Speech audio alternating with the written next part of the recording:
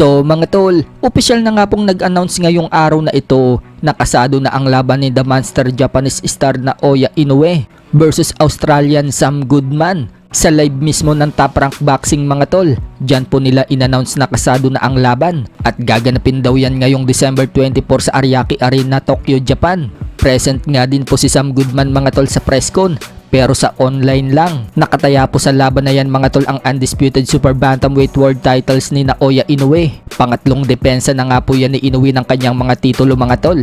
Inaasahan naman ng mga fans na easy fight na naman daw ang laban na yan para kay Inoue.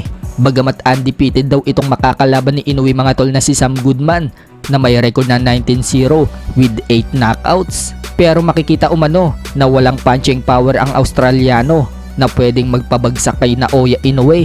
Kabaliktaran po yung pagdating kay Inoue.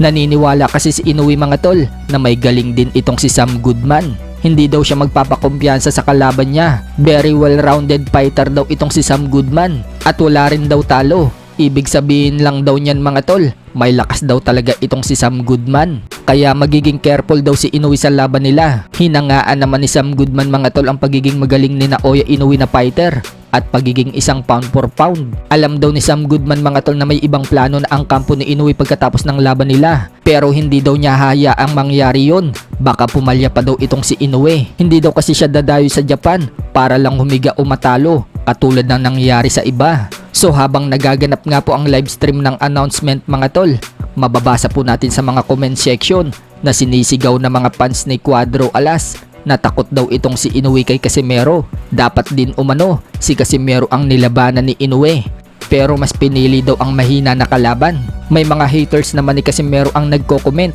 at nakikipagtalo sa fans ni Cuadro Alas. Sa kabilang banda naman mga tol, marami nga po ang fans ni Cuadro Alas na gustong umakyat na lang umano si Casimero ng featherweight division dahil hirap na umano ito sa timbang ng 122 pounds at para na rin daw unahan si Inoue sa featherweight division at doon daw maging kampiyon. Hindi na daw kasi makakatanggi itong si Inoue na labanan si Casimero kapag may hawak na daw na titulo si Cuadro Alas. Hawak daw kasi ni Naoya Inoue lahat ng titulo sa super bantamweight division, kaya ayaw daw ni Inoue na pumalag kay Casimero. Kaya kung sa featherweight daw makakuha ng titulo si Casimero mga tol, malamang papalag na daw itong si Inoue. Pero mukhang wala pang balak na umakyat si Casimero sa featherweight division mga tol. Bago kasi ang laban ni Casimero kay Saul Sanchez, nakapagbitaw ng salita si Casimero na gusto niya umano maging kampiyon sa super bantamweight division at maging 4 division world champion. Maging si Coach Jason Casimero mga tol, sinabi din noon na magi-stay daw sila sa super bantamweight. Ayon din sa mga expert mga tol,